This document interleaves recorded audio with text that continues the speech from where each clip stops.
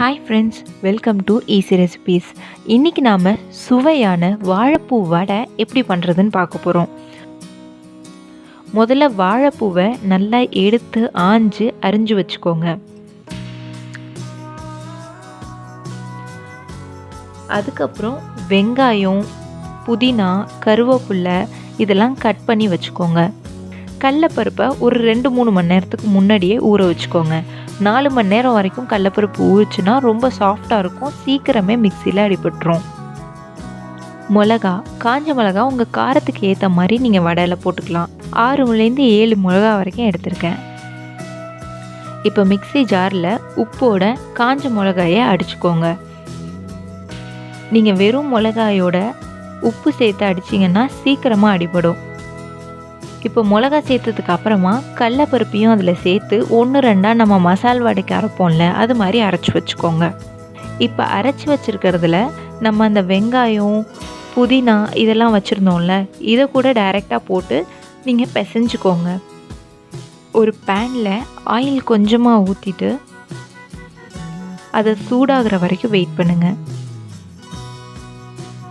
வாழைப்பூவை அப்படியே டைரெக்டாக சேர்த்திங்க அப்படின்னா அது வெந்திருக்காது. வாழைப்பூ வேகணும்ல, அதுக்காக கொஞ்சமாக வதக்கிட்டு போட போகிறோம். நீங்கள் வாழைப்பூவை இப்படி நல்லா வதக்கிக்கோங்க. ரொம்ப வதங்கணும்னு தேவை கிடையாது, ஏன்னா எண்ணெயில் எப்படி இருந்தாலும் பொரிச்சு தான் எடுக்க போகிறோம். ஸோ ஓரளவுக்கு நல்லா இதை வதக்கிக்கோங்க.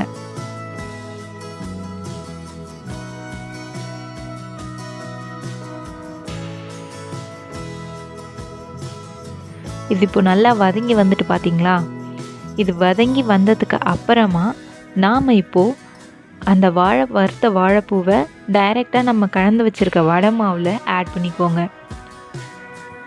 ஆட் பண்ணதுக்கு அப்புறமா நல்லா கலந்து விட்டு உப்பு பார்த்துட்டு, உப்பு காரம் சரியாக இருந்துச்சு அப்படின்னா வடையாக பிடிச்சிட வேண்டியதான், அவ்வளோதான். இப்போ பார்த்தீங்களா, நல்லா எல்லாம் கலந்துருச்சு. நீங்கள் சுட சுட போட்டீங்க அப்படின்னா நீங்கள் கரண்டியாலே கூட கலந்து விட்டுக்கலாம். இப்போ ஒரு சின்ன எண்ணெய் சட்டியில் எண்ணெயை காய வச்சுருக்கேன். நான் 1 வடை 2 வடை அப்படி தான் போடுவேன். பெரிய எண்ணெய் சட்டியில் ஏன் போடலைன்னா எண்ணெய் நிறைய வேஸ்ட் ஆகும். நீங்கள் சின்ன எண்ணெய் சட்டியாக யூஸ் பண்ணிங்கன்னா கம்மியான எண்ணெயில் நம்ம வடையை எடுத்துடலாம்.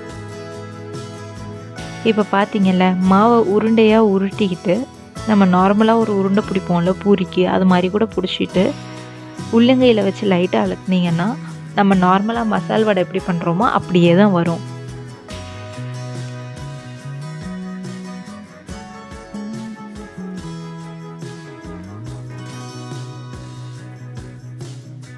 வாழைப்பூவில் நிறைய நன்மைகள் இருக்குது, அதெல்லாம் உங்களுக்கு தெரிஞ்சுதான் இருக்கும். ஆனால் அதை நம்ம டைரெக்டாக துவட்டலாவோ இல்லை வேறு விதமாகவோ செஞ்சு சாப்பிடும்போது கொஞ்சம் துவர்ப்பு தெரியும்.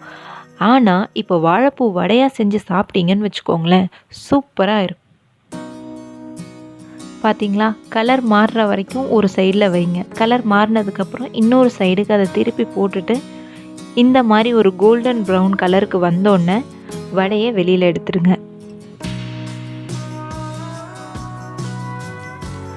அவ்வளோதாங்க, எவ்வளவோ ருசியான வாழைப்பூ வடை ரெடி. இதுக்கு தேங்காய் சட்னி, கார சட்னி, தக்காளி சட்னி, எந்த சட்னியாக இருந்தாலும் நல்லாயிருக்கும். நம்ம சும்மா கூட இதை சர்வ் பண்ணலாம்.